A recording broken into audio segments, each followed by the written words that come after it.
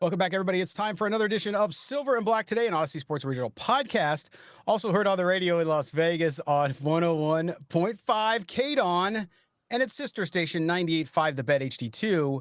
Thanks to our Las Vegas audience for joining us. We appreciate you being with us. Talk some Raider football. By the way, if you don't already subscribe to the show, what are you doing? Get out there and make sure you subscribe anywhere you get your audio. Look for Silver and Black Today. Do us a favor, rate and review. Might I also recommend the Odyssey app? It's free. Not only can you listen to our podcast, you can listen to all of Odyssey radio stations all over the country, including Las Vegas, including KDON, including 98.5 The Bet, including the station in your area or wherever you want to listen to. Great music, too, on the free Odyssey app. Also, hello to our video audience. Of course, our video also brought to you by our good friends at BetUS. If you're betting football and you're not betting it with BetUS, what are you doing? It's getting late in the season here, and we're still giving you, with our friends over there, 150% sign-up bonus. That's right, up to $2,000, 150% sign-up bonus. What are you waiting for? This is free money, folks, to bet with. Use the promo code YouTube150. That's YouTube150. Start playing today with the great people over at BetUS. That's where Mo and I are at. Make sure you get over there. Again, Scalco Branson, your host, along with my co-host Mo Moten. Mo is the national senior NFL writer at Bleacher Report, some small little website you may have heard of. Also, the Raiders columnist over at sportsnot.com. You can follow him on x.com at Mo Moten, Moemoton. I am at LV Gully. The show is SNB Today. All right, Mo, I haven't seen you since the Monday night blah, as I call it. But here we are. And I think the Monday night game, it got Kirk Cousins benched, as we saw earlier in the week. Remember, Mo, I don't know. Well, listen, I don't very often take victory laps because you had a lot of national pundits, a lot of folks who were critical of the Falcons for taking Michael Penix when they had just signed Kirk Cousins. They don't look so bad right now, do they? Yeah, it's like a smart move. I remember being upset that they took Kirk Cousins because I felt like the Raiders would have had a shot at getting a quarterback. But now the move looks, I don't want to say genius, but now it looks like a smart move simply because Kirk Cousins fall off. I mean, the last, 5 games, 1 touchdown pass and 9 interceptions. After I watched that game against the Falcons and the Raiders, I said the Raiders lost that game, but the Falcons didn't look good either. And I said it after, like, they have to bench him. They were afraid. The game plan, clearly they were afraid to push the ball downfield with Kirk Cousins. When you're afraid to push the ball downfield with your veteran quarterback who you paid, I don't know, $180 million to, it's time to move on. Right. And not only that, but this is where, and it dovetails perfectly into the conversation around sort of what I'm looking at when I'm looking at Raider games now is, and I know for our listeners and our viewers out there, it's really tough to watch your team struggle. I've seen most, and again, not all, because I know fans and want to win every game. I don't care what the draft pick is. It doesn't matter. But I think most people are to the point where it's like, hey, I really don't want to win because I want to get that quarterback and solve this damn issue.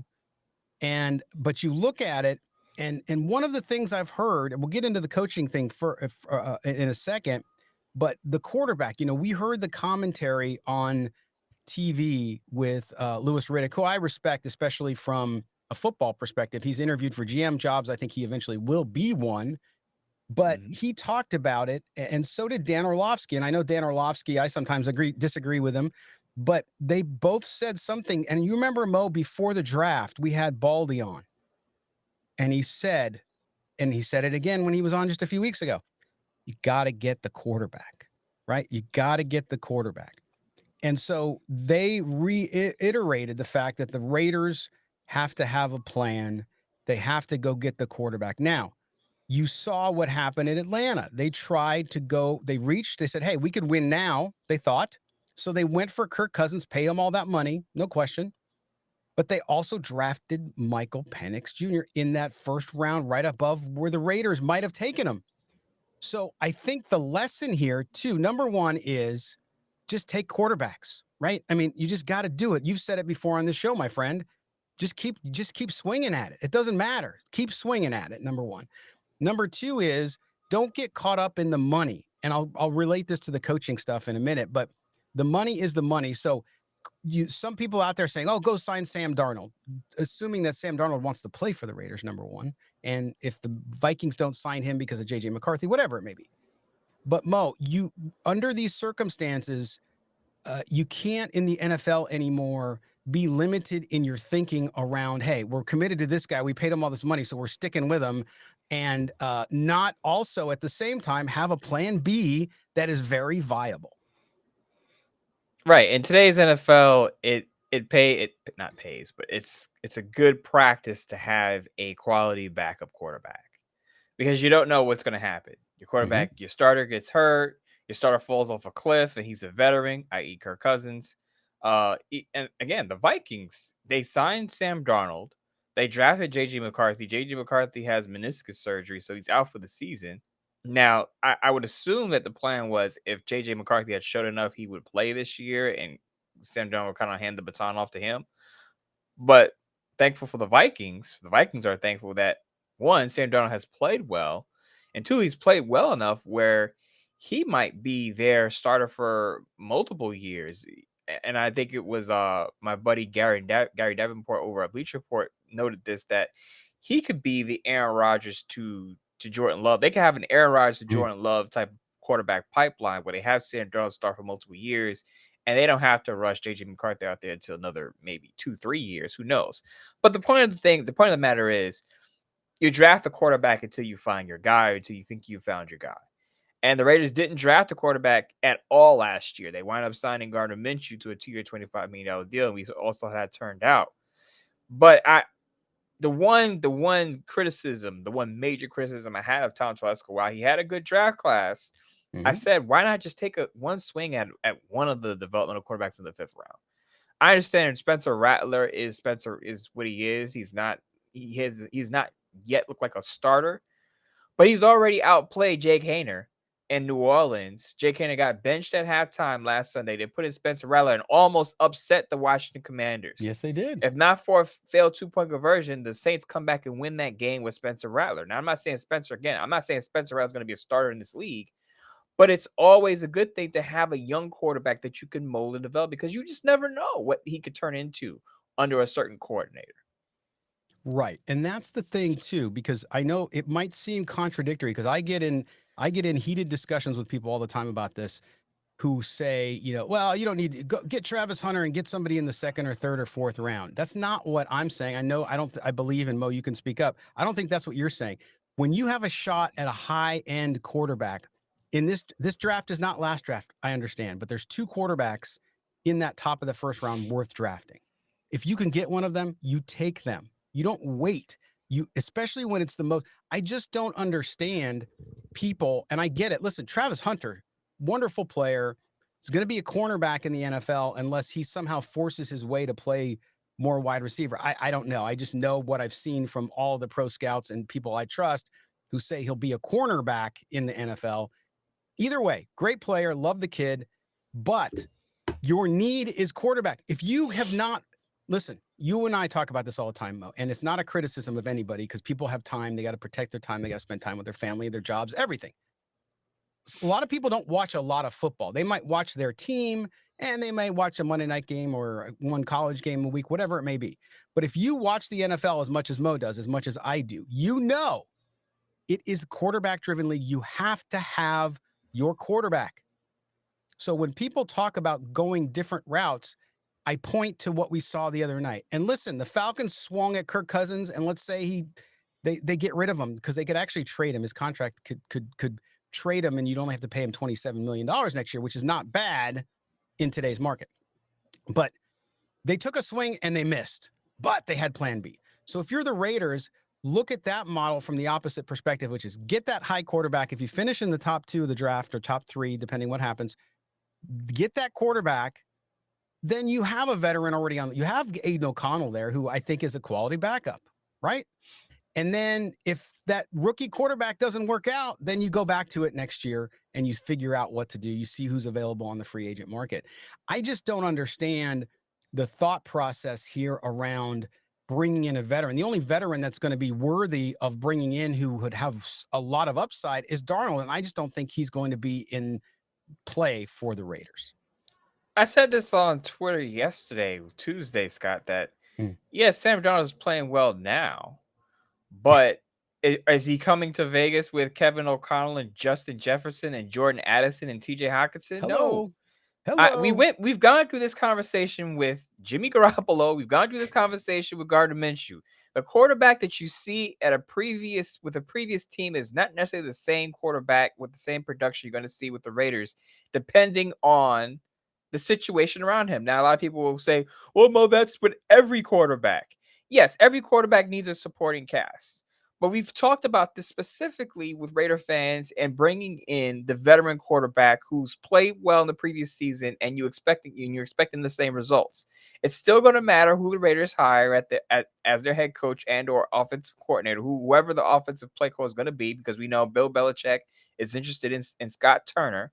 So that is going to matter. The same Sam Darnold you see in Minnesota is not necessarily the same Sam Darnold you're going to see in Las Vegas, pending what is around him. So be careful about spending, a ton of money or significant money for Sam Darnold, because guess what? With his stats this year, with his passing numbers this year, he's going to garner a big contract. And I would guess that Sam Darnold would want some long-term security. So he's not going to settle for a 1-year bridge deal if he's going to get a 3-year offer from a team. The Vikings could franchise tag him for all we know. Yes. And that ends the conversation right there. But I would assume if Sam Darnold hits the market with the way he's played, this is by far his best season. He's going to prefer a multi-year deal over a 1-year deal. Now, if you're okay with Sam Darnold on a 3-year deal, fine. But you better have a quality coordinator. You better have a quality play caller in place, because that's what he has in Minnesota. He also has a pretty good offensive line. I know Christian Darrisaw is out for the season, but for the beginning of that season, he had one of the best offensive lines in football. He has one of the best wide receivers in football in Justin Jefferson. He has an up-and-coming second-year wide receiver in Jordan Addison, who's a budding player in that offense. He has a 2-time Pro Bowl tight end. I know Brock Bowers is great, so there's some symmetry there. But again, the Raiders don't have a Justin Jefferson. They don't have a Kevin O'Connell on their staff right now. They better get one if they're interested in Sam Darnold being what he is right now in Minnesota. And that's my point. And I think they brought it up. They were talking about Darnold on the Raiders broadcast, and they said, well, why would Sam Darnold want to go to the Raiders, a team that's going to have to rebuild? And I think for once, although, because the network and brotherhood of former players and broadcasters is so close, you often don't get unfiltered I think analysis on TV, right? Because these guys are all friends, they're all players union guys. I mean, all that stuff, right? Which is just natural. I get it. But I thought they were pretty open on the broadcast about where the Raiders are. Now, you and I have talked about it, and I came around to your point of view on this, which is I think they can turn things pretty quickly, but it doesn't negate the fact that the Raiders have a lot to do. If you're a quarterback signing a big deal and you want to win, especially Sam Darnold, where he's been, it's not just about the money. He made a lot of money already. Okay. He was a high draft pick. But you want to go somewhere where you're going to be protected. You're not going to get killed and injured. You have a chance to win a Super Bowl, And so the Raiders aren't that. That's not the experience. You're not going from where the Raiders are now, one of the worst team in the NFL, to a Super Bowl champion next year or even the year after. Now, there are other goals there. But my point is, he's the only marquee, I think, unless something crazy happens, veteran quarterback out there. So if you're thinking the Raiders should go veteran quarterback route, I just don't see it. It would all be, again, stopgap. And you mentioned Tom Telesco and the miss on Gardner Minshew. I do think, though, and I'm not making, because I still think Tom Telesco has a lot to prove despite the draft, as you said. But at the time, I said it on this show, and so did you, which is he was the number 2 veteran quarterback available last year. So Tom Telesco taking that swing, I would do the same thing. Look, I mean, what else was he going to do? Oh, he should have signed Darnold. You can't look back and tell me Darnold. And to your point you just made, he didn't have the play calling there. So you look at Kevin O'Connell, what he's doing is pretty remarkable. So, and the weapons, you name it. But anyway, that's where we're at. Now we talk about, go ahead. Yeah, jump in. Really quick, Scott. You can't now in hindsight say you should have signed Darnold, because let's remember who was the offensive play caller coordinator with the Raiders. It was Luke Getsy. Darnold was not going to look like what he looks like in Minnesota and Las Vegas under Luke Getsy. So let's Of remember course that. not. But go Of ahead, course Scott. not. Yeah, 100%. And that's the thing. That's where I went back to watching other teams play in other football. Now, again, Mo and I do it for a living. So I understand. I'm not telling fans out there how to fan or how they should watch football. I'm just saying when you watch teams like them, like the Lions, like the Buccaneers, like the Buffalo Bills, yes, the players are good, but they're also in systems and have coaching that gives them the opportunity to succeed as well. It's all about those situations. And that's what we're going to talk about. We're going to take our first break.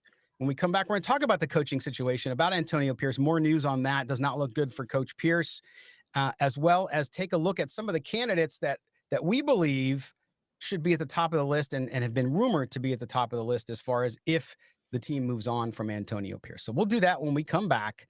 I'm going to give you a word now from our buddies at BetUS. Again, this is Silver and Black today. It's Mo, it's Scott.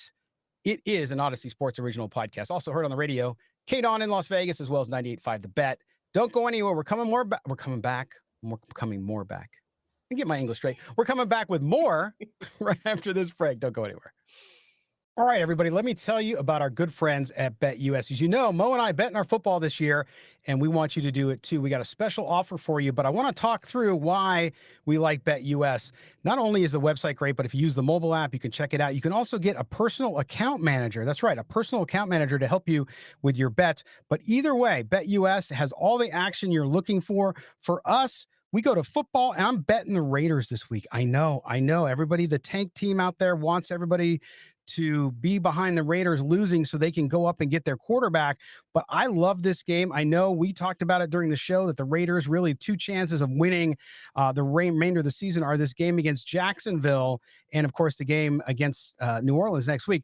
But here's what we got. If you look at this game right here, you have the Raiders and Jags at a pick'em. This is a game at home. I like the Raiders in this one. I'm going to bet this. As you can see how easy this is. I'm betting $150 on the Raiders. That's how confident I am. I know. You're probably thinking, what is he thinking? How do you think the 10-game? I think the 10-game streak ends this week, and I'm going to bet my money right here. As you can see, place my bets there. You can see my bet confirmation over there on the screen. And we'll see. So we'll see the Raiders if they're able to do it. But I will tell you this. All you need to do is if you're interested in betting is go check out BetUS. Our friends there, they support Silver and Black today. Not only that, but you're going to get a special bonus. That's right. You get 150% sign-up bonus. Just use the promo code YouTube150. That's YouTube150 from our friends at BetUS. Go do it today and enjoy your winnings. Welcome back, everybody. It's Silver and Black today, an Odyssey Sports original podcast. Wait a minute. You don't subscribe. Get over, do that. You might be listening to us on the radio in Las Vegas right now on KDON 101.5 FM or on 98.5 The Bet. If you are, we got shows all week long too, so make sure you subscribe. Just check out the podcast anywhere you get your audio and do us a favor. Subscribe, rate and review, and also make sure you check out that free Odyssey app because you can get it there as well. But if you listen on Spotify, you listen on Apple, you listen on Google, doesn't matter. You can find us as well there, YouTube, you name it. Speaking of YouTube, if you're watching us on video, whatever channel you're watching us on, the video brought to you by our friends at BetUS. Don't forget that promo code. Yes, this is important. It's free money. 150% deposit bonus up to $2,000 using the promo code YouTube150. That's YouTube 150. Mo Moten and Scott Branson back with you talking about the Raiders situation. We're really starting to look ahead here. We're going to spend a lot of time in the next segment. We want to get as many calls in today. So we'll keep this segment pretty short because I want to make sure we have the time to do so. But clearly, you guys know where I stand. And I think Mo has stood as far as the coaching situation. I think it's clear the Raiders need to upgrade. I saw our good friend Jordan Schultz, who is an insider, gets much better information than I could ever hope to get. And I love the guy, but he was talking about how people like Antonio Pierce and maybe there's a chance and all that stuff. I don't understand it. He talked about money. He talked about the fact, well, if they let Antonio Pierce go, they're going to be paying 3 coaches. They're going to be paying Gruden. They're going to be paying Josh McDaniels. It doesn't matter. As you're going to see with the Falcons, with the quarterback situation, they gave him the big guaranteed contract. Doesn't matter. You still got to move on. Just because you owe somebody the money doesn't mean you keep them around if it's not going to lead to success, right? So that's the point I wanted to make that we talked about in the first segment, Mo.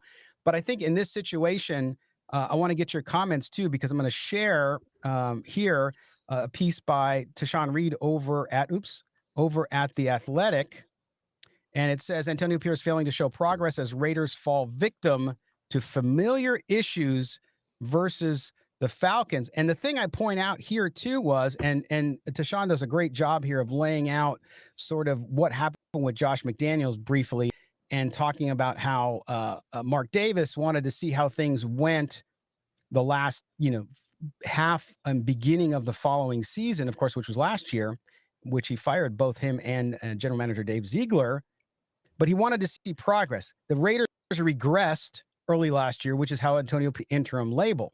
Now you see the Raiders this year, and there seems to be regression again, as Tashawn points out in this piece.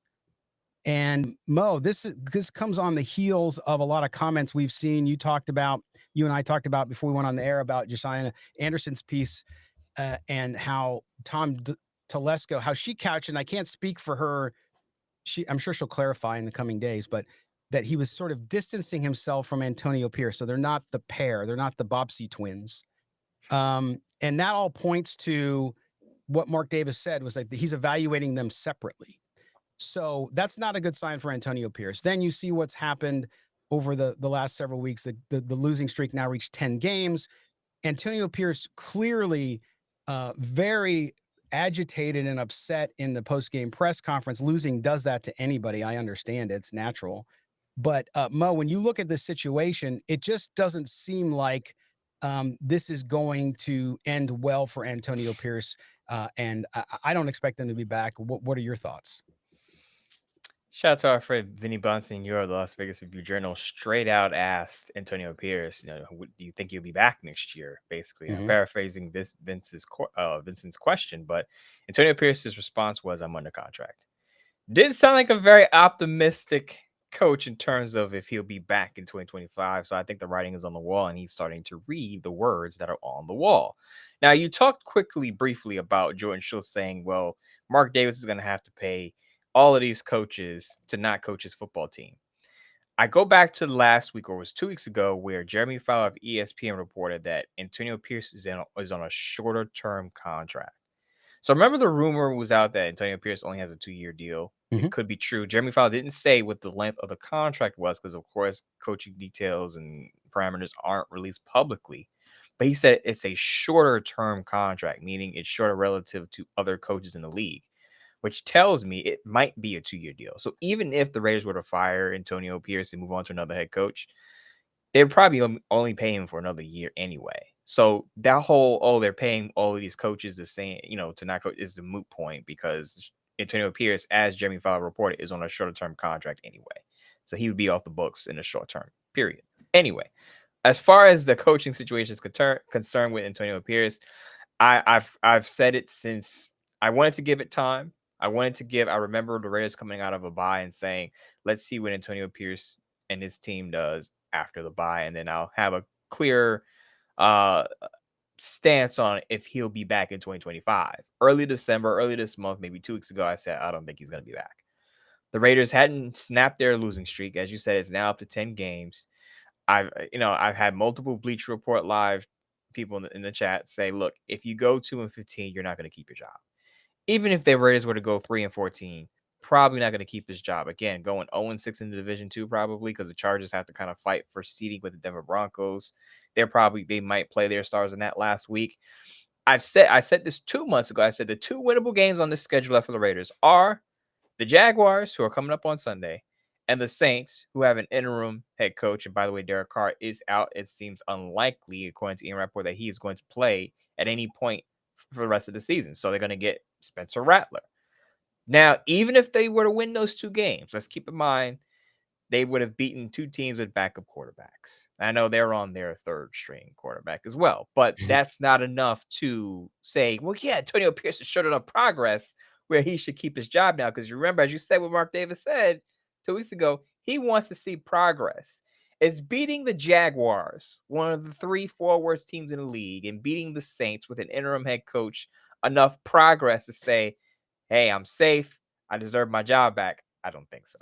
No, it's not. And as I pointed out during the game on Monday, there continues to be discipline issues. And I say discipline as far as execution issue. These are things that we've seen since the preseason. And for those of you who said, well, he's a rookie head coach, he's going to make mistakes. We've said that all along too. Mo, you and I have been consistent. I challenge anyone, if you think we're being hypocritical, go back and find it. Bring it. I'll give you $100 because you can't, because we've been very consistent. We expected that. We also said that you don't necessarily tether a coach's progress to win-loss record, because he doesn't, as many of you point out that are big Antonio Pierce fans, he doesn't control the roster. He didn't decide what quarterback to sign. I'm sure he had input, but he didn't do that. That was Tom Telesco. I get it. He doesn't have control over injuries. All true. Okay. But what you do have controls over is your team progressing. Even your backups. Yes, they'll get beat more than the starters. They're not as good. But are you seeing progress? Are you seeing fundamental execution of what they should be doing? And the answer across the board on all of that is no. That's why I believe he should not be the head coach after this season, because I have not seen anything to change my mind on that.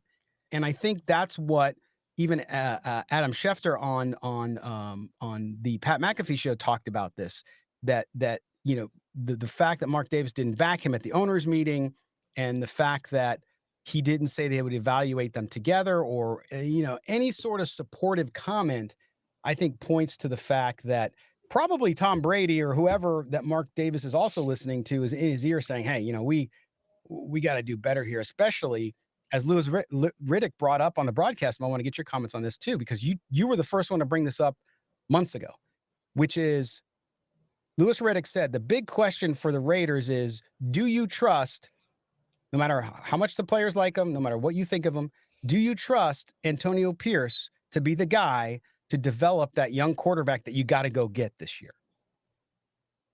And the answer has been a resounding no ever since then.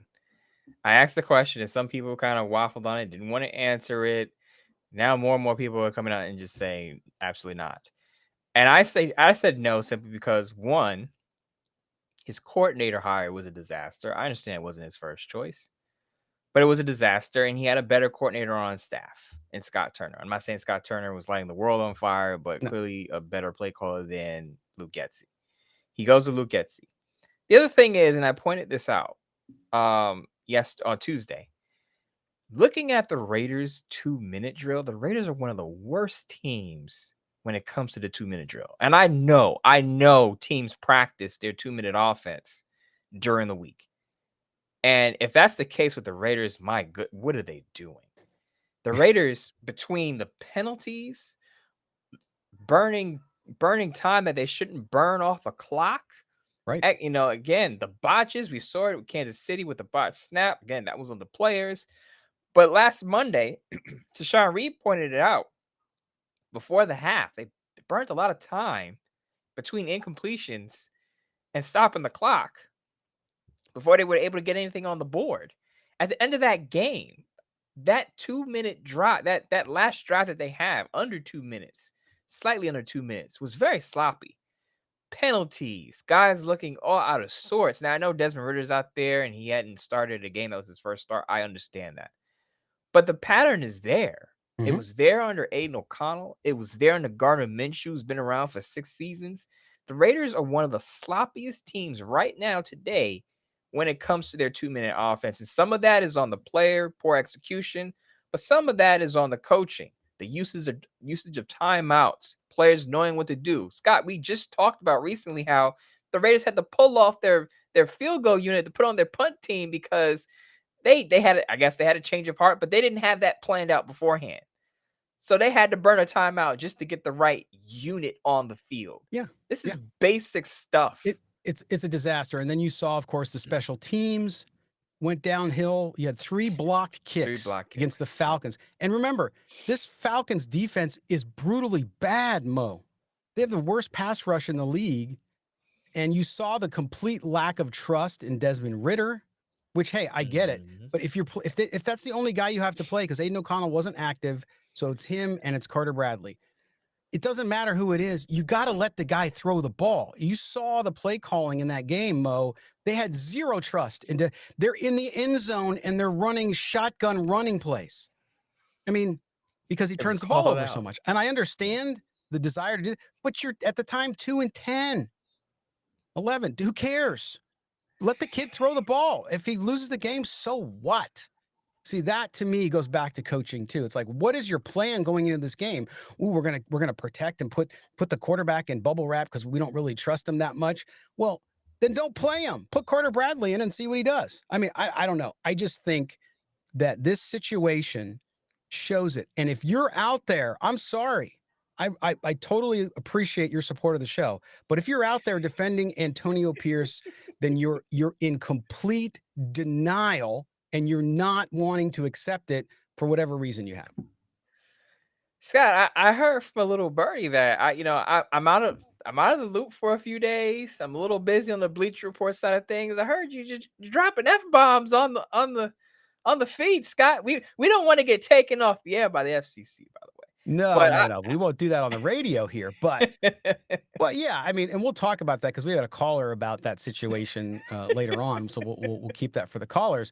But listen, it is what it is, and we'll get to more coaching discussion. I want to cut it a little bit short because I want to get to the callers. We got about 16 minutes left of the show, and I want to devote as much time to calls as I can.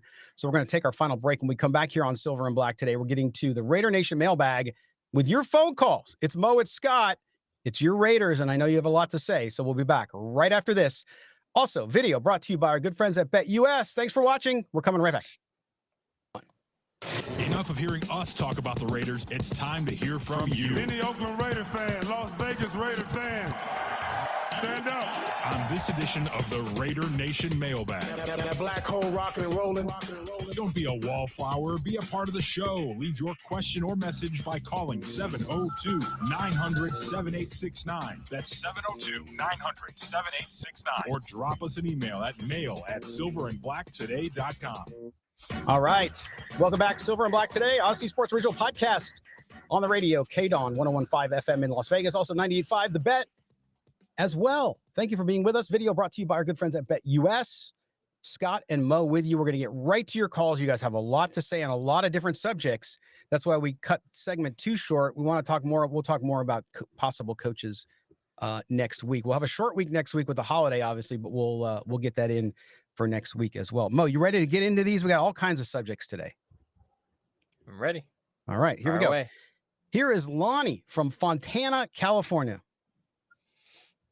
Hey, Scott, Mo, this is Lonnie from Fontana. Again, always appreciate the show. You guys had a tremendous episode with, I think, with Sean Keeler. That was a great interview. Appreciate you guys bringing folks like that on to get some different perspectives. So, just a couple quick things. Number one, obviously, on the heels of the game last night, the Monday night game, I think the obvious thing is whenever you have a situation with a team that you are searching for all kinds of answers, and not only from a player's perspective, I think, but from the outside looking in, a fan's perspective, the one thing that you want to see. Uh-oh. Got a little cell cut out. Let's see if he comes back. All right, Lonnie. Sorry, man. Not sure what happened with the cell phone there, but Lonnie from Fontana, thanks for the call. He talked about the Sean Keeler interview. Funny, some people gave feedback, Mo, saying, "Why do you have that guy? He was banned. He's a hater, blah, blah." Again, we weren't talking to him about Dion. We were talking to him about Shedeur Sanders. I know a lot of people sent us comments saying they appreciated that. We're working on getting on somebody that covers Miami, too, to talk about Cam Ward right after the holiday. But it's good to know a little bit about these guys if you don't watch them a ton, because there was a lot of misconceptions around Shedeur Sanders. I thought that Sean gave us some good insight on.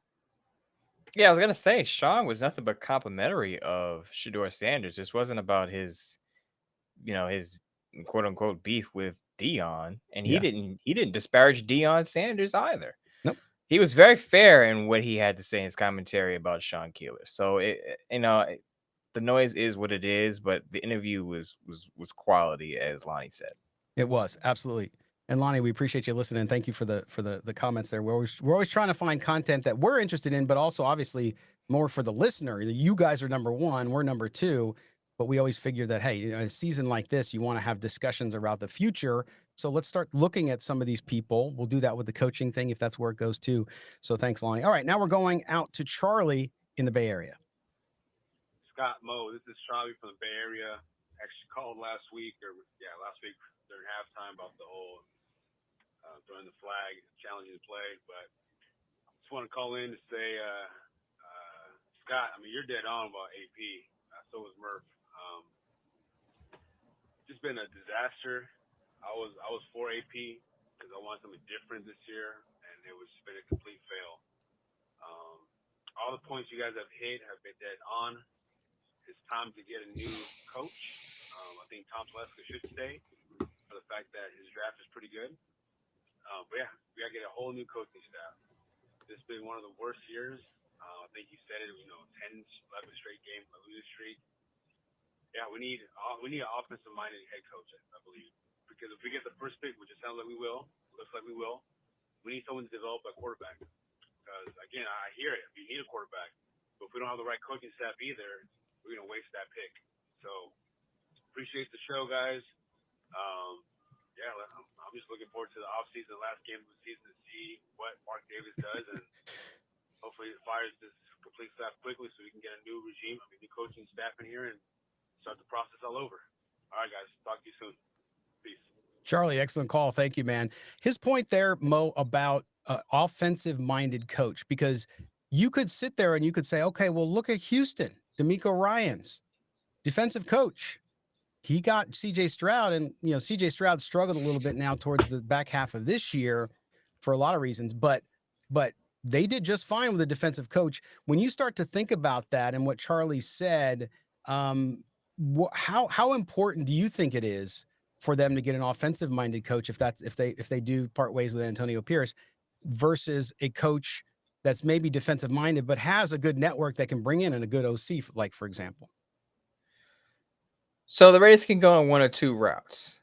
As Charlie says, get an offensive-minded head coach, right? Doesn't mean that, I get it. Doesn't mean that the former offensive coordinator, whoever he is going to be a good head coach, right? So we understand that. But in this offseason where you might be drafting a top quarterback prospect, I think it's worth taking a swing. And I said this on, I think it was Monday after the game, that you can't be afraid to take a swing. I think Murph also said this. He says, I watch a lot of Silver and Black today, and that's where he got his take from, because I believe I said this too. And I've said it all last week. You can't be paralyzed by what happened in the past.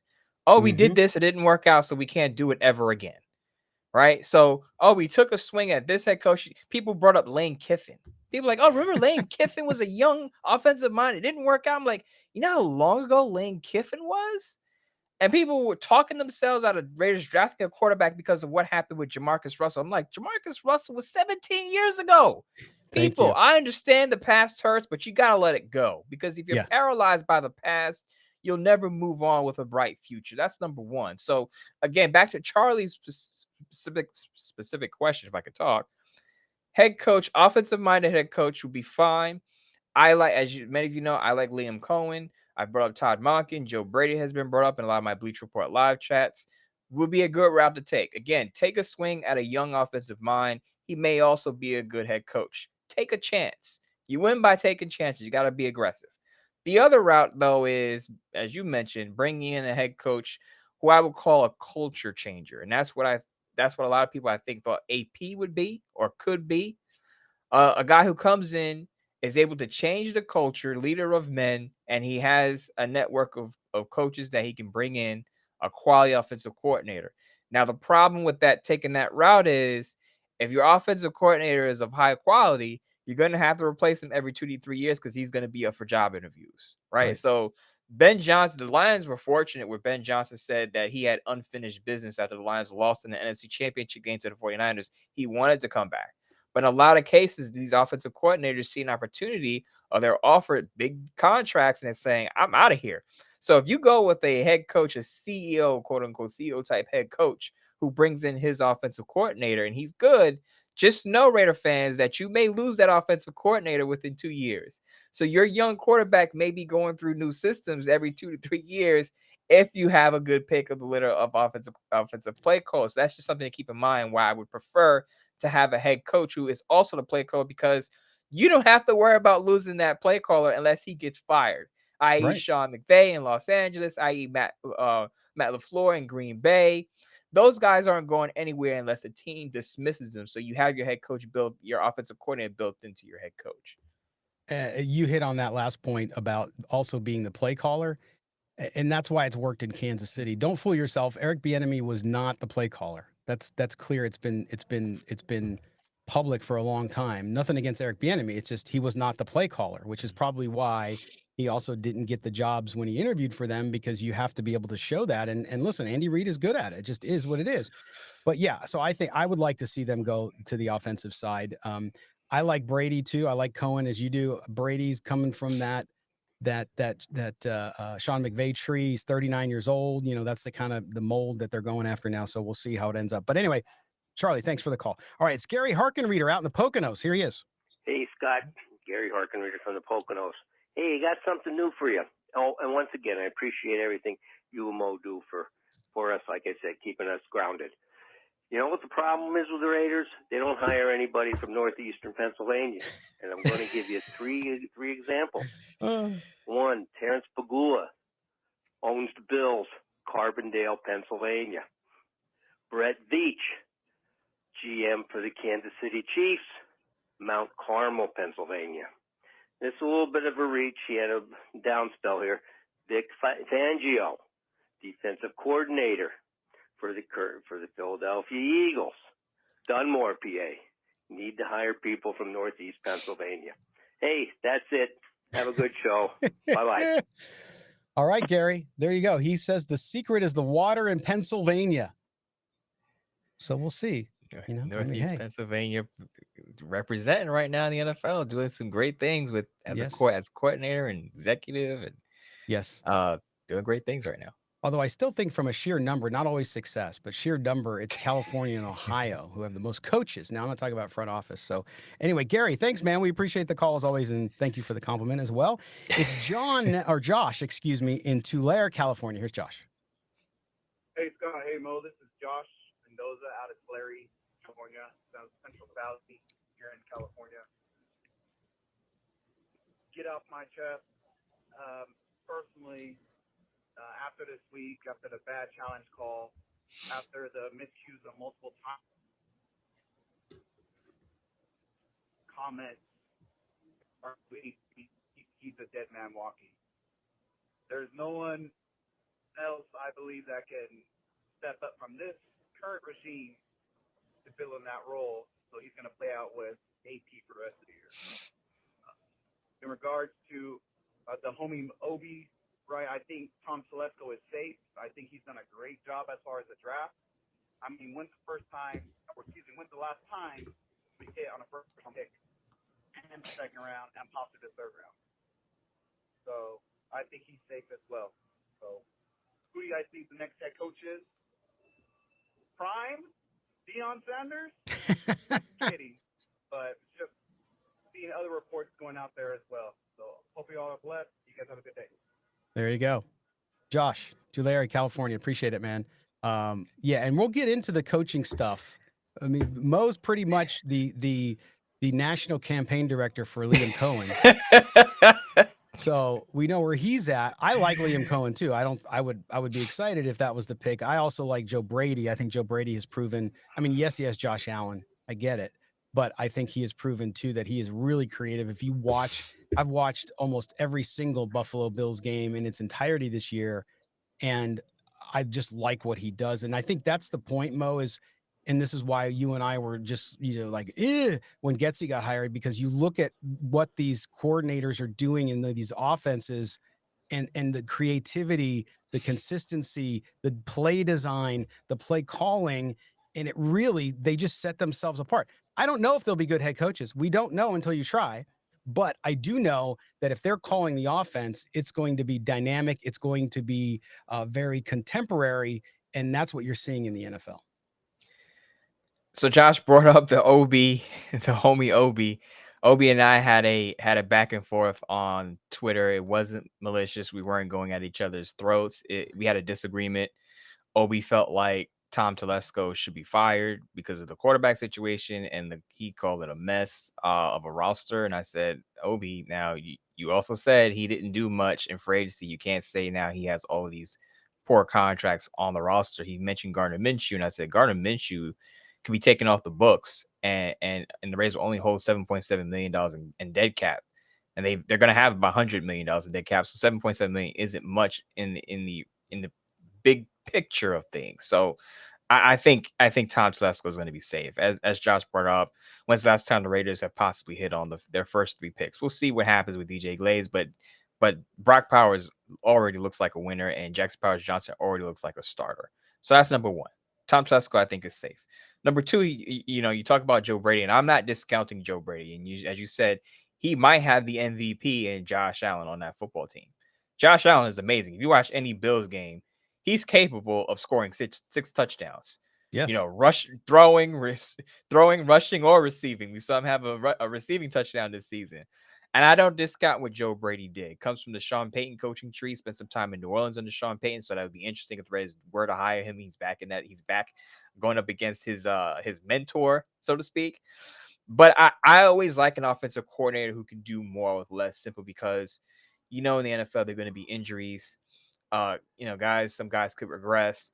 And what Liam Coen has done, and I know I'm going to sound like Liam Cohen's agent, but come on. The guy lost Chris Godwin, a Pro Bowl wide receiver, and that offense is still humming. He has Rashad White, Bucky Irving, who's a middle round rookie running back, and a guy named Sean Tucker, who I'm sure most people don't even know who he is and wouldn't be able to recognize him in a grocery store. I wouldn't. But I just understand that he's doing a lot with I don't want to say limited personnel, because Mike Evans is back, but that there was a time where Mike Evans and Chris Godwin were both out, and the Buccaneers were still putting up points. The other sticking point for Liam Coen is he made Will Levis look like a quality collegiate prospect. Will Levis just got benched this week. Let's remember, Liam Coen was over there in Kentucky doing good numbers with Will Levis, and Will Levis looks like a turnover machine in Tennessee right now. He just got benched from Mason Rudolph. Liam Coen propped up Will Levis at Kentucky. If anything, if you're impressed by anything Liam Coen has done, look at Will Levis at Kentucky under Liam Coen, and look at Will Levis now in Tennessee under a professional coaching staff. Liam Coen is at the top of my list for a reason. I can go on and on about his accomplishments. We'll see if he can be a good head coach, because again, being a good offensive play caller doesn't mean you'll be a good head coach. But as I said, don't be afraid to take some swings. You may find the next McVay. You may find the next Matt LaFleur. You may find the next Kevin O'Connell. Yeah, there you go. That was like a political speech, Mo. Very well done. Liam Coen needs to hire me. He needs to hire me. Liam Coen, call me. I'm out there. You're going to be his PR lead. Absolutely. There you go. We appreciate the call as always, Josh, and thanks for listening and watching. All right, now we're going to get on to another call. It's Pastor Mike behind bars, our good friend. Got a lot of new callers or callers that don't call in a ton, and so thanks for doing that. And we had too many calls to get through today, so we'll get you next week if we didn't get you today. But here's Pastor Mike behind bars. Scott, Pastor Mike behind bars. Hope you guys are doing well this week. It's been a busy week for me. Haven't had a chance to call in. Just wanted to make a comment about AP, whether you should stay, whether he should go. I think you already know. I think he should go. And he just continues to make boneheaded decisions, doing things, just being a bonehead. So I don't see how he survives this season, even if they win a couple of games in the next 4, which I don't really see that happening. What I really wanted to talk about today is the officiating. And Scott, I know I interacted with you on Twitter about the officiating, how horrible it was, the call, the non-call on, no roughing the passer on AOC on the play he got hurt, and that the NFL has to do something about it. And I know your comment was, as long as people watch, it won't happen.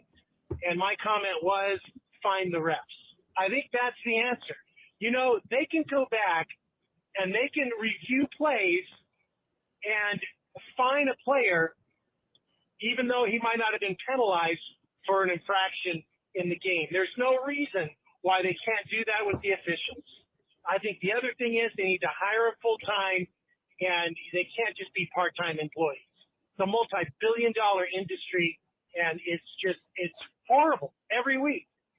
So, but I'm going to take your advice this week. I probably won't watch any games on Sunday. Got other things to do.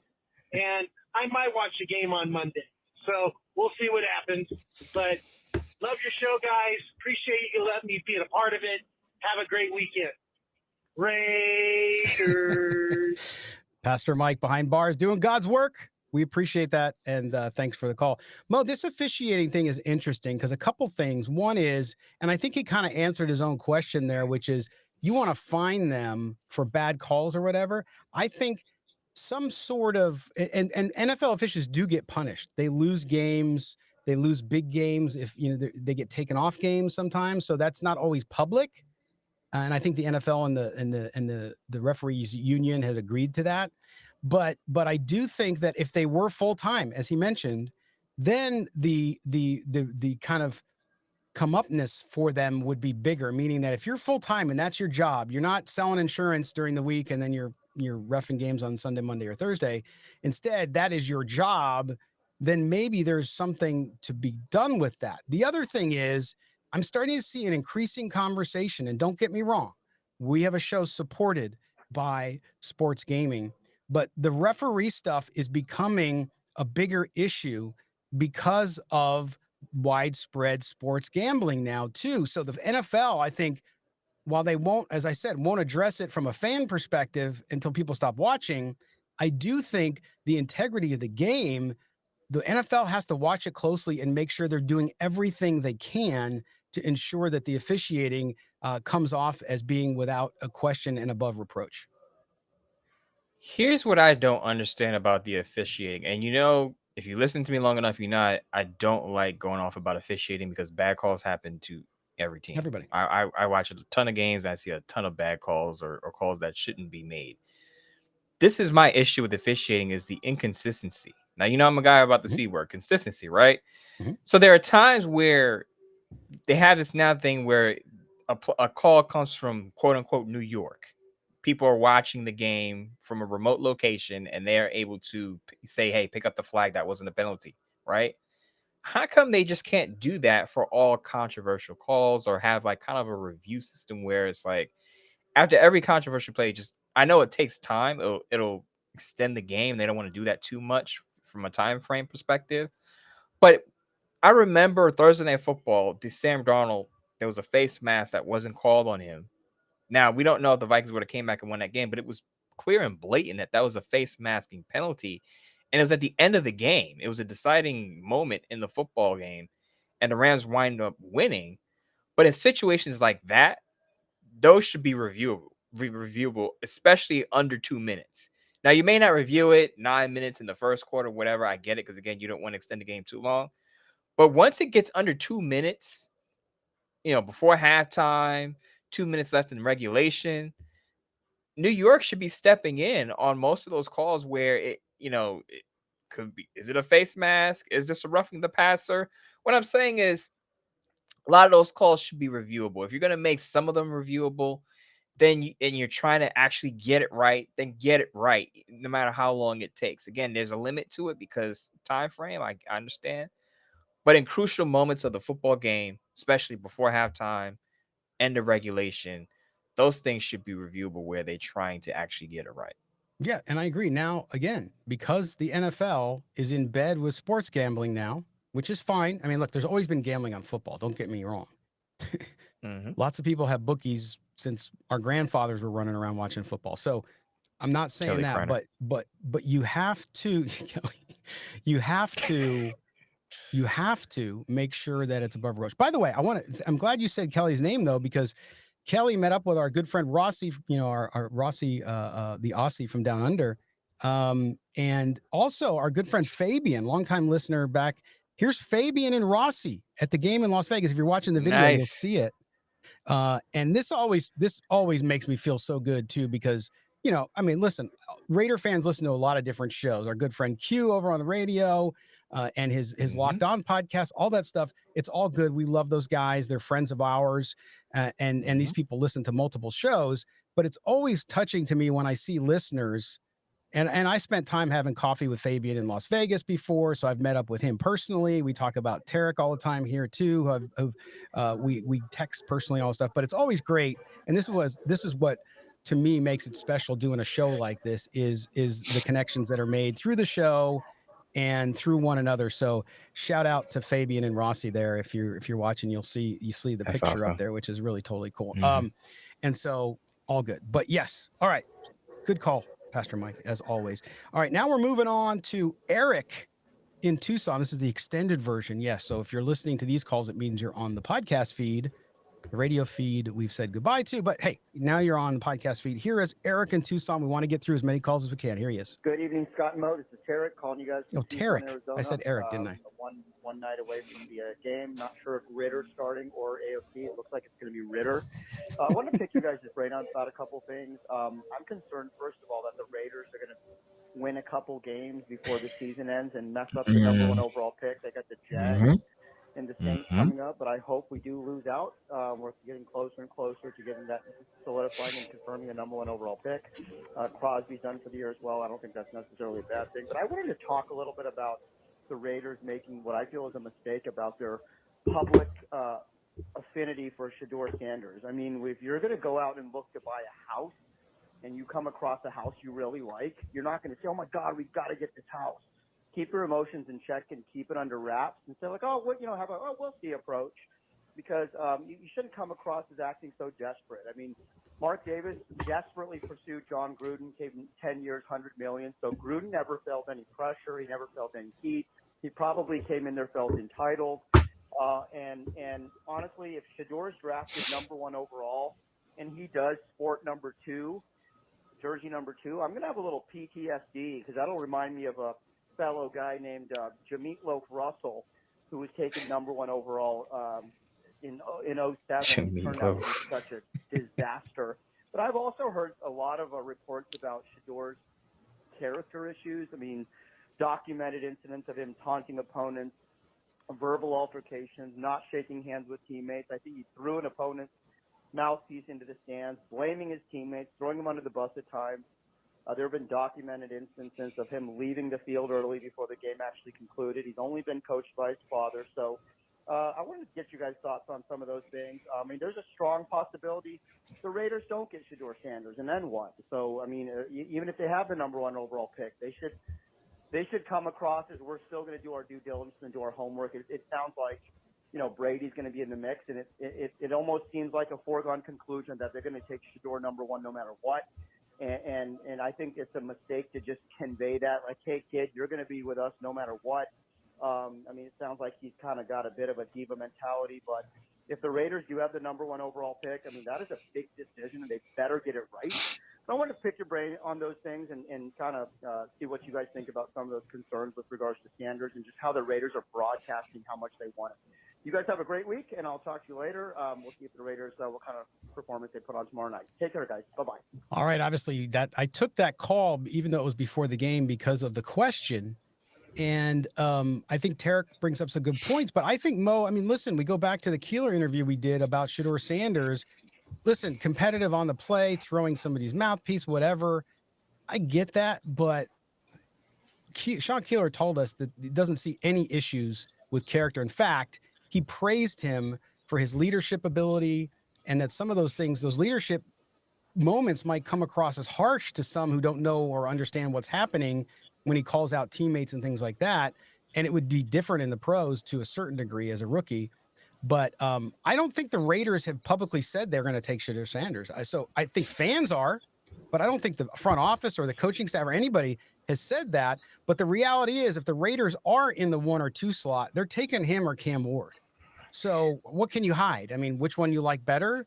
The Giants, the reports came out that they like Cam Ward better. We don't know if that's true. They have not come out and said that publicly. How much credence do you put to that?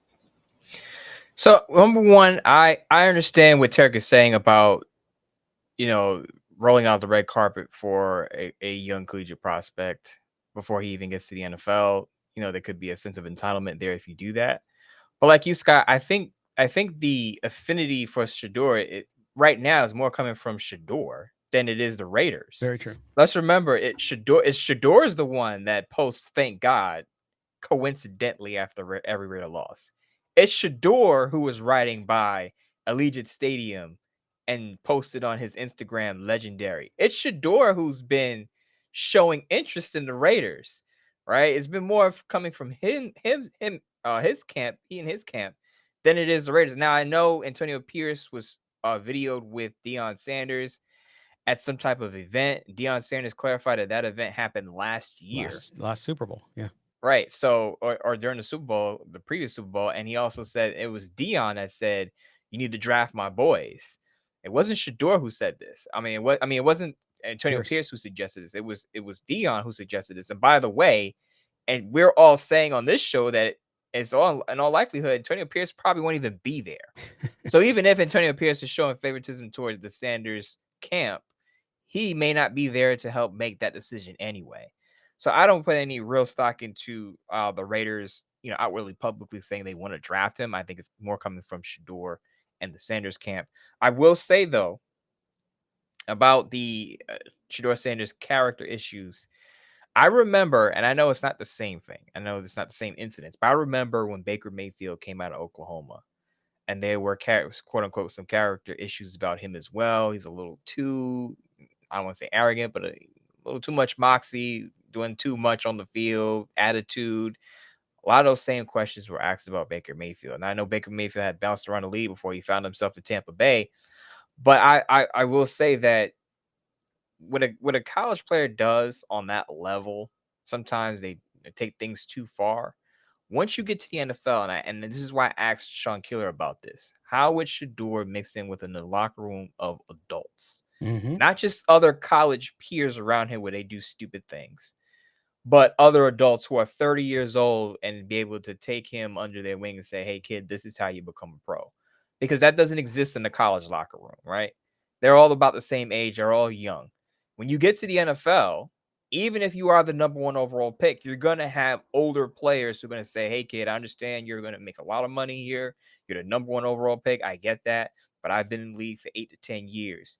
This is how you become a professional." And oh, by the way, he has some guy named Tom Brady in his ear who's going to help him along the way. So I think Shedeur Sanders, once he gets in the NFL, I'm not saying he's going to change his personality completely, but I think he'll have some guys. You would hope he has some guys in the locker room that could say, "Hey, this is how you become a pro."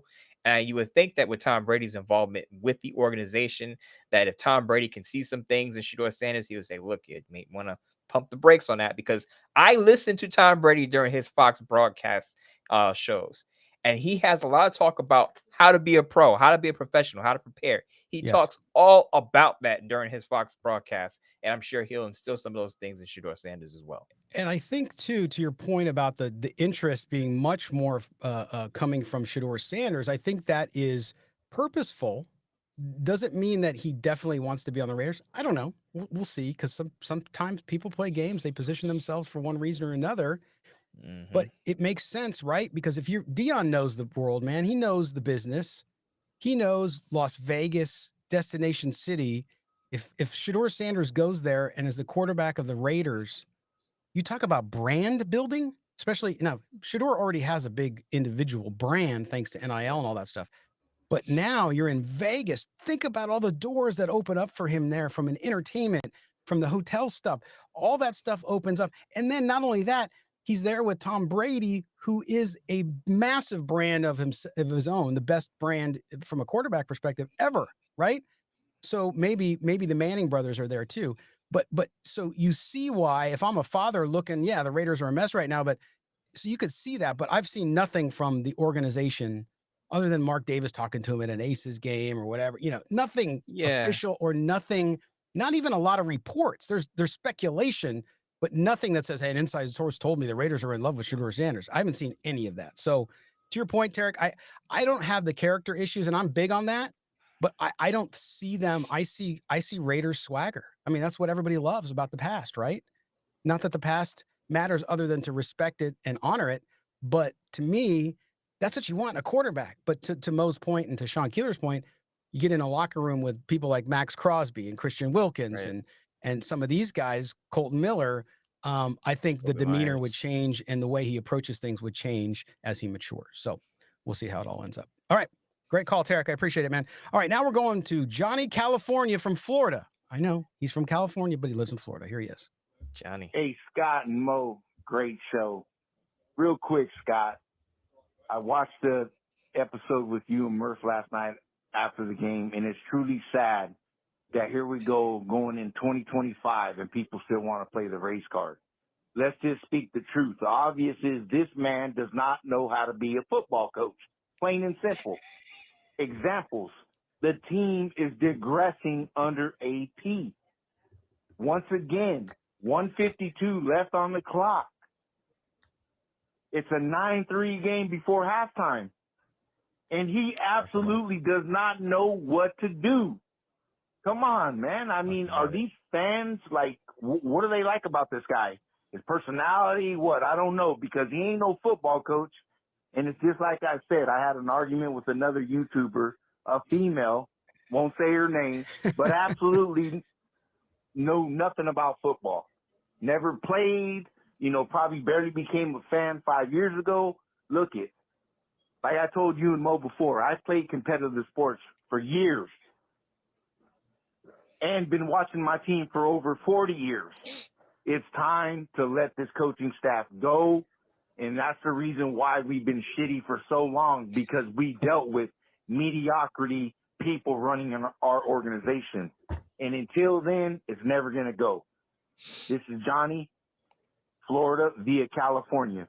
Also, I would love to talk to you guys more on a one-on-one basis if you guys could let me know how I could do about that, because I have plenty of insight on professional football and sports in general.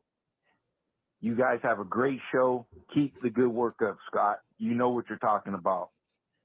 You and Mo, awesome. Can't wait to hear from you. All right, there's Johnny. Johnny, yeah, you could DM us if you use x.com. If not, we'll drop some info to you so you have it. But Mo, question for you. Do you base your opinion on if Antonio Pierce is a good coach based on the color of his skin? Absolutely not. I mean, to me, that doesn't even cross my mind. I want the best head coach for the Raiders to get the Raiders back to a winning program, and that's what matters. I think people, some of it, I hear the race card and everything, but I think a lot of people got caught up in the messaging that Antonio Pierce set out in the offseason, and they bought it. I heard Murph say it. I've heard some of our callers say it, that, look, I listen to Antonio Pierce, and I'm thinking, we're back, baby. We're going to be the Raiders of old, and we're going to be competitive, and he's going to instill that culture change that we needed. And it just didn't translate at all. He wasn't aggressive as you thought he would be. He talked about Band-Aid quarterbacks. He has 2 right now. I mean, I get it that he doesn't have full control over that, but he hired the wrong offensive coordinator when his first choice bolted to Washington. Johnny just talked about exactly what I talked about in the first segment, Scott. The 2-minute drill. When it comes to the 2-minute drill, the Raiders are one of the worst teams at it. And it's not even close. Yeah. They're sloppy. They burn clock when they shouldn't. They call or don't call timeouts when it should be the reverse order. We had issues with, when is AP going to go for it on 4th down? When is he not going to go for it on 4th down? There was no consistency there. But Johnny talked about exactly what I pointed to at the end of that first half. About 2 minutes left, a little under 2 minutes left. The Raiders burned a bunch of time and didn't do anything with that possession. And that some of that goes on player execution. I understand that. But some of that is on coaching. When you see your players are out of sorts, and I get Desmond Ridder, it was his first start. I understand that. But when you see your players out of sorts, you get them to the sideline, you gather them, and you regroup. But again, he isn't, I get he's not an X's and O's guy, not even an offensive guy. So there's only so much he can do there. But from an operational standpoint, the team is just way too sloppy in critical, crucial situations. And that's part of the problem. That's right. And, again, he talked about regression. We talked about that earlier in the show. And it is what it is. I mean, it's right there. You see it. It's not like we don't like Antonio Pierce and we make stuff up because we want him to get fired. This is based on Watch what the game. you see.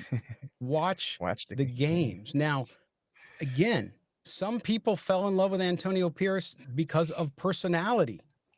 I get it. Like, we live in an era where some people make careers based on personality. They don't necessarily have talent. I think Antonio Pierce has a lot to bring. Look at the job he did last year as a step in, or look at the job he did as a linebacker coach. Look at Robert Spillane under his tutelage. Great stuff. Nothing wrong with that. You got to give him credit, but it just hasn't worked out. So we appreciate the call, Johnny, as always, man. And we appreciate that. And we'll talk to you again soon. All right. Our last call, we're going to close out with our good friend Dominique from the Show Me State. Hey, Dominique. Scott and Mo, this is Dominique from the Show Me State. How you guys doing? Just make this quick here. I just got a couple things. First and foremost, what a terrible performance Monday night. That was brutal to watch. Kirk Cousins is absolutely terrible. Yep. Scott Turner, like we tried to tell people, he's the same coordinator he was in Washington. This guy's not good at all. And as a North Carolina fan, excited for Bill Belichick, but boy, I hope the Turners do not come anywhere near the campus. But another reason that I was calling, I had a theory here. What do you guys think about Dylan Laube next year being moved to wide receiver? I think he'll be a good slot receiver. I said coming out in the draft, I don't think that he's a true running back, because if you look at his college stats, he was more of a receiving back than anything. I think next year they should, whoever comes in as a coach or anything, should look at possibly having him move to a wide receiver permanently, because he's got great hands. He runs great routes, instead of having him on the roster as a true running back. Let me know what you guys think about that. I think that could possibly work out better than him just being a running back. But let me know what you guys think about that. I'll be listening. Thanks a lot. Appreciate you guys for everything. Bye-bye. Dominique, all right, man. Out in Missouri, we appreciate that. Mo, I'll let you get into the Dylan Laube thing, but I think it also points to a larger issue. I want to get your comment as well, which is this offense does have pieces. I'm not saying they're at the level of Minnesota or Detroit or any of those teams, but Laube's one of them. We heard so much about him. You have Trey Tucker, who they can't consistently get the ball. It's just the weapons they do have outside of Brock Bowers at times and Jacoby Myers, it just doesn't seem like they can get them, or they have the ability to figure out ways to get these young guys involved. Doesn't mean they have to play a ton of snaps per se, especially a rookie like Laube who's got to play his way in. But those two things I think are somewhat related. Absolutely, but I also, to Dominique's theory, I like the Laube move to wide receiver. When he came out and said he's going to be more of a pass-catching running back anyway, he's not a guy you're going to hand the ball off to 10 to 12 times. That's just not – that wasn't him at New Hampshire. He's more of a guy you want out in space. You want to get out in space, and he can make things happen after the catch. So I agree with Dominique on that one. I wouldn't mind seeing him as a wide receiver, maybe more of it as even a gadget player. He's not top, he doesn't have top gear speed, but he can be elusive, but you don't want him getting hit too many times. You saw that he gets hit. There's a high chance that he fumbles that ball. Turnovers. So we saw it in the preseason. We saw it in regular season. Too many fumbles to get those carries, get him out in space as a pass catcher, and maybe you'll have something out of him. So I definitely, I'm with that theory. To your point, Scott, about I guess not being able to fully utilize the weaponry, it goes to Dominique's other point that Scott Turner, while he is better than Luke Getsy, he's not necessarily he's not a grade A play caller. We praised him because the upgrade, but the bar was, let's be honest, the bar was low. The Raiders' issue, as I said, is with Aiden O'Connell, before that Tampa Bay game, they were able to move the ball in between the 20s. Their issue was they stall in the red zone. They don't have a finisher, and they should, because Brock Bowers is on the field. Hello. But they're not able to finish drives in the end zone. They have to settle for a lot of long field goals. You even saw that on Monday night. And again, Desmond Ridder's out there, so that's part of the problem. But when it comes to the Raiders, whoever their offensive play caller is, and this is why I like Liam Coen so much. Again, I'm like his project manager at this point. He could do more with less, and he'll fully utilize the players on that roster. He's using Sean Tucker, who's the number 3 running back on that roster. Sean Tucker is putting up numbers as the number 3 running back on that roster, and we're sitting here thinking, how do we use Dylan Laube? I'm sure Liam Coen would have a plan for Dylan Laube and how to use him best. I'm sure Liam Coen wouldn't ignore Brock Bowers and all his greatness. I'm sure Liam Coen would be able to utilize Jacoby Myers and get him over 1,000 yards in a season. But again, whoever it is, whoever the Raiders hire, is if he's head coach and offensive play caller, or just the OC under a CEO type head coach, the Raiders need a creative, innovative play caller because they do have some pieces. They're not elite, as you said, like the Minnesota Vikings supporting cast, but they do have some guys who can move the football. Yeah, completely underutilized because you don't have the play design or the play calling to get them involved. So, great call, Dominique. As always, we appreciate it. Thank you to everybody again for calling in. We love our callers, we love our listeners, and certainly appreciate it. If you want to get in on the next show, 702-900-7869. That's 702-900-7869. Leave your name, where you're calling from, and then your message. Be pithy, be quick with it, right? As much as you can, get it out. We certainly appreciate you guys taking part in this. Mo, we sit here on Thursday. Let everybody know what you got coming up the rest of the week so that they can keep track of Mr. Midtown Mo. So the next time you'll see me will be on the Bleacher Report, live streaming our waves, breaking down the Jaguars and Raiders. If you've been following me this week, you know that I think the Raiders could win this game against the Jacksonville Jaguars on Sunday, which makes a lot of the tank watchers nervous. But I wrote a piece on this on Sportsnaut. I talked about it on my Bleacher Report Live on Wednesday.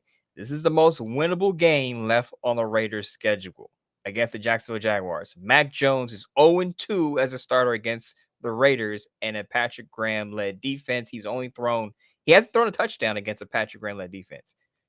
He's thrown an interception, 0 touchdowns. Doesn't play well against that D and or the Raiders going back to when he played for New England, of course. But the Jaguars are in a similar situation where I don't think their head coach, Doug Peterson, is going to be back. You have to wonder how much is there going to be some apathy on the Jacksonville Jaguars sideline, because we know the Raiders are still playing hard. They're just not that good. But the Jacksonville Jaguars aren't that good, and there's some apathy. They had it earlier in the season when they were in London, where Andre Sisco called out teammates for checking out. Will they be checked out when they head to Las Vegas on Sunday? And if you look at, you talk about this being a very winnable game for the Raiders, which sometimes I find myself going, what are you talking about? They haven't won since September. I know. September 28th. Oof. But anyway, but then you look at the Giants, because they're competing with the Giants, right? For the top pick. The Giants have a winnable game, I guess, against the Falcons. You guys saw the Falcons. So they're playing this week. But then the Giants play 2 tough teams in a row, including the Philadelphia Eagles. So this might be the Giants' last chance to win. The Raiders maybe have 2 chances to win. So if you're into the tank thing, Raiders are at a disadvantage. So we'll see. Scott, really quick, I'll say, I think my twin, Michael Penix Jr., who's going to start against the Giants, I think he's going to have a good game. I do too. I think the Falcons, that's the most winnable game left on the Giants schedule, and they could take advantage maybe of a rookie quarterback making his first start. But the Giants are so poor maybe I'm just jaded because I've watched so many Giants games out here in New York. They are abysmal, Scott. Tim Boyle might be starting. Well, and their defense has had so many they weren't very good to begin with, but their injuries too. So they're on level 3 of defense. So they're bad. And so again, this all goes back to, I think somebody sent me a note, and I don't know if it's true or not, that if the Raiders would have beaten the Falcons, they would have gone from the 1st pick to the 7th pick. That's true. Right? So, but don't let that discourage you. Even if that happens, doesn't mean the Raiders can't trade up. Okay, so. And that's what I brought up in my piece. Really quick, Scott, I brought up this up in my piece, that even if the Raiders were to win on Sunday and the Jaguars hold one of the top 2 picks in the draft, or a top 3 pick, let's remember that the Raiders would be behind teams like the Giants, who are obviously going to draft the quarterback.